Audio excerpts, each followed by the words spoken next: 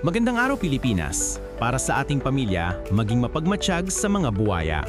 Narito po ulit ang update natin para sa lagay ng ating panahon. Ngayong araw po ng October 11, 2025. Sa ngayon po ay walang sama ng panahon sa loob ng Philippine Area of Responsibility. Pero meron pong southwesterly wind flow na nakahapekto po lalo na dyan sa may Palawan at merong intertropical convergence zone na nag-e-extend po dyan sa may Mindanao. At ang bagyong Kedan ay tuluyan na po na nakalayo.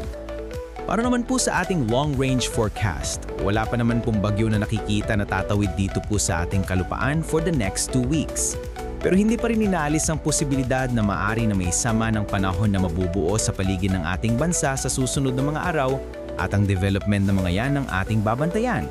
At sa lagay ng ating panahon ngayong madaling araw ay maayos naman po ang panahon sa malaking bahagi ng bansa, pero may chance pa rin ng mga isolated rain sa ilang bahagi ng Quezon, Metro Manila, Lobo, Masbate, Marinduque, Romblon, Occidental Mindoro, Palawan, Iloilo, Negros, Tagbilaran, Surigao del Norte at Tawi-Tawi. At mamayang hapon mas maraming lugar ulit ang makakaranas ng mas maulap na kalangitan with isolated rains.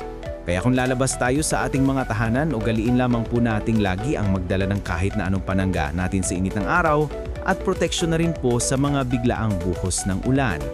At sa atin naman po mga may baybayin, wala naman po tayong nakataas na gale warning signals, pero iba yung pag-iingat lamang po kung papalaot tayo para po mas makaiwas sa mga sakunang pangkaragatan.